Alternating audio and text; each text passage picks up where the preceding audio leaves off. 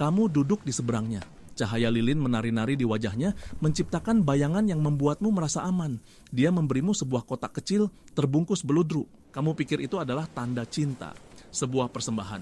Tapi matamu tidak melihat apa yang sebenarnya terjadi. Ini bukan persembahan, ini adalah tes pertama.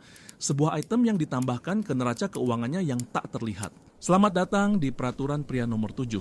Dia tidak jatuh cinta padamu, dia sedang mengaudit nilaimu sebagai sebuah investasi. Setiap percakapan adalah wawancara, setiap kencan adalah penilaian kinerja, setiap hadiah adalah variabel dalam persamaannya yang rumit. Kamu menceritakan impianmu, kerentananmu, masa lalumu.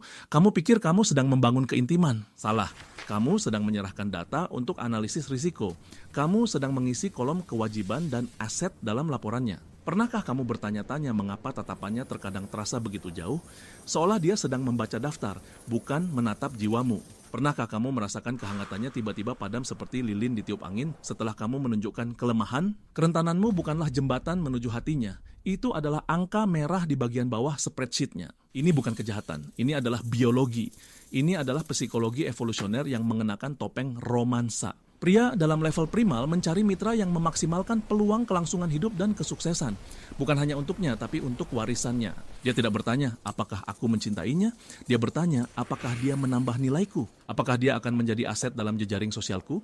Apakah stabilitas emosionalnya akan mendukung ambisiku atau mengurasnya? Apakah gen dan pengasuhannya akan menghasilkan keturunan yang kuat? Ini adalah audit. Dingin, metodis, dan tanpa ampun. Cintamu adalah data, air matamu adalah catatan kaki. Mari kita lihat sebuah studi kasus. Sebut saja dia Elara dan dia Silas. Elara adalah seorang seniman, penuh gairah, sedikit kacau, dengan jiwa yang membara. Silas, seorang arsitek, tertarik pada apinya. Atau begitulah yang Elara pikirkan. Sebenarnya Silas sedang menilai potensi energi dari aset tersebut. Fase pertama audit, penilaian aset. Silas memujinya, dia memuji bakatnya, jaringannya di dunia seni, status keluarganya yang terpandang. Setiap pujian bukanlah ungkapan kasih sayang, melainkan sebuah centang di dalam kotak daftar periksa miliknya. Fase kedua, uji stres. Silas menciptakan masalah-masalah kecil, sebuah krisis keuangan yang tiba-tiba, sebuah drama keluarga yang dibuat-buat. Dia tidak menguji cintanya, dia menguji ketahanannya. Dia ingin melihat apakah aset itu akan rusak di bawah tekanan. Elara dengan hati terbuka mencoba menyelesaikan masalahnya.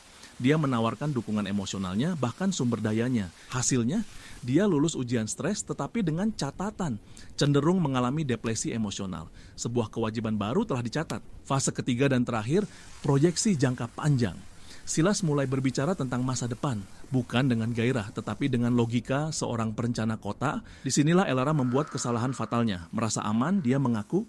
Dia berbicara tentang ketakutannya, keraguannya tentang seni, mimpinya yang mungkin tidak akan pernah terwujud.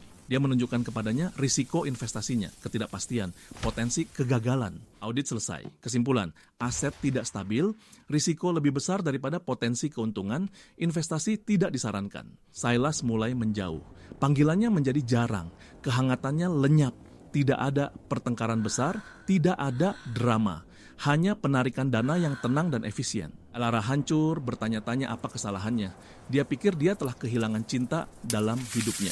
Inilah kebenarannya dan kamu harus mendengarkan baik-baik. Elara tidak pernah memiliki cinta itu untuk hilang. Dia tidak pernah ada dalam permainan cinta. Dia adalah subjek dalam studi kelayakan. Dia tidak ditolak sebagai seorang kekasih. Dia dihapus dari portofolio. Mengenali pola ini adalah langkah pertama menuju kebebasanmu. Ini bukan tentang menjadi sinis. Ini tentang menjadi sadar. Lihatlah perilakunya, bukan kata-katanya. Kata-kata murah, data mahal. Apakah dia berinvestasi dalam dirimu saat kamu sedang terpuruk? Atau apakah dia hanya menarik diri saat pasar sedang turun? Apakah dia merayakan kualitasmu yang tidak menguntungkan? Kegemaranmu yang aneh? Hasratmu yang tidak produktif? Atau apakah dia hanya memuji bagian-bagian dari dirimu yang dapat dia tunjukkan di ruang dewan direksi jiwanya? Transformasi dimulai ketika kamu berhenti mengikuti audisi untuk peran sebagai kekasihnya. Kamu harus menjadi auditor untuk dirimu sendiri. Kamu harus mengambil buku besarmu kembali. Tanyakan pada dirimu sendiri, apakah dia investasi yang bagus? Apakah dia menambah nilai pada hidupmu atau hanya mengekstraknya? Berhentilah melihat dirimu melalui matanya. Matanya bukanlah cermin, itu adalah pemindai. Nilai sejatimu tidak ditemukan dalam persetujuan orang lain. Itu ada dalam dirimu, absolut tidak dapat dinegosiasikan.